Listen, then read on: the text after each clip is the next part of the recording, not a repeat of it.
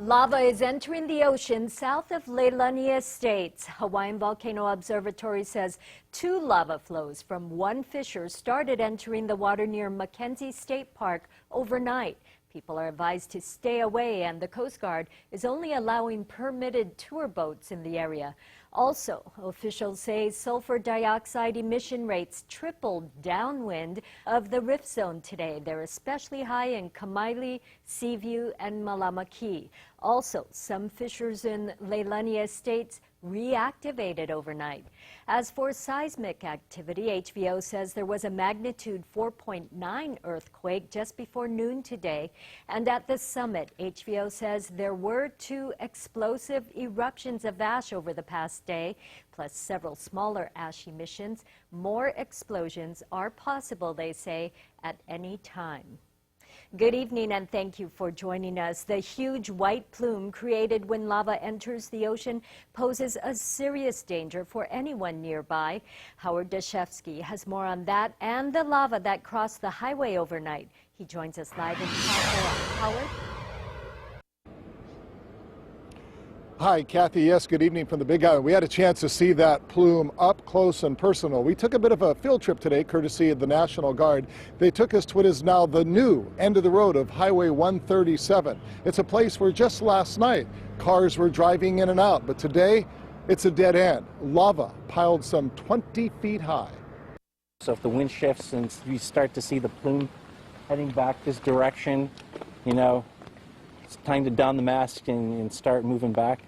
That warning from Lieutenant Colonel Chuck Anthony from the Hawaii National Guard, actually a double-edged sword. The first concern, the toxic SO2, or sulfur dioxide gases, he's constantly measuring coming off the lava flow. But that's not all. But this thing does not measure hydrogen chloride. So if I just see something that just doesn't look right, key on me and we'll start moving back, okay? We were escorted down into this area by the National Guard, a place that has become overrun by the lava and the fumes. It's also a landscape that is now constantly changing. That tree that you see up on top of the lava flow, that was not here the last time we were here just a couple of hours ago. So that tree was carried down here by the lava flow. Anthony says if you've ever sat next to a fireplace and watched it spit out hot embers, the same thing is happening here, only magnified by 1,000.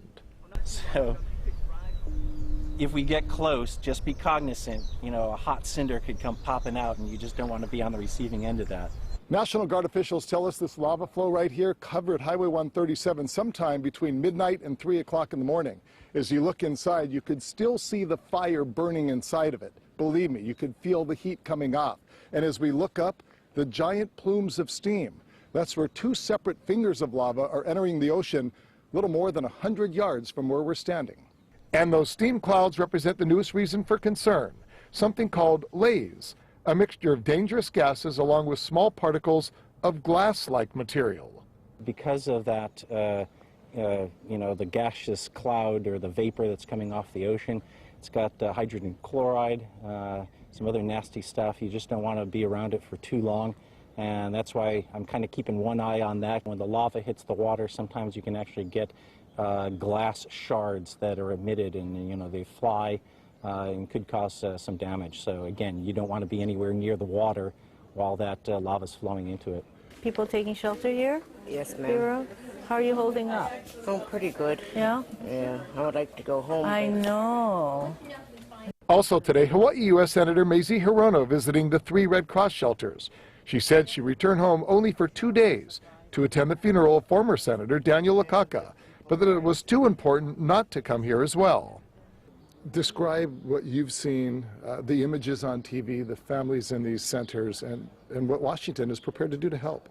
Well, there are about 12 federal agencies now, either in communication or they have people on the ground here. But this is going to be a long-term process. We don't know when Madam Pele is going to stop the lava flows. And the important thing, I think, for right now is that we need to meet the needs of the people who are in the shelters. We can't tell them when they can go back to their homes, but to meet their needs as best as we can. And back to the lava flow, and yet another reason for concern, that ever-changing makeup of the landscape. Even those sections that appear to be hardened and stable are far from it. And you've been down here 3 times already today. Each time you've come down here, It's changed. Yeah. It's changed each time. I mean, it's dynamic. The situation is different each time we come down here. You know, SO2 levels are different. You know, again, right now it's absolutely normal. We don't have to have the gas mask on or anything like that. But the situation is really quite volatile, and you just have to be ready for anything. and for that reason, Anthony says anybody who comes down to this area, whether you're a resident or anybody else who somehow managed to get past the numerous police and National Guard checkpoints, is taking a very high risk. Nobody should be down this far, other than officials or somebody who's being escorted by, you know, an official capacity. But residents or anybody else, no, you should not be anywhere near this place. Pretty good advice, because it is a pretty eerie place to be. And again, those fumes, some of them that are very harmful, you can't smell them, you can't see them coming your way, so you got to be very careful. Now that laze, that lava haze, again, hydrochloric acid mixed with particles of glass, you don't want to be anywhere near that stuff.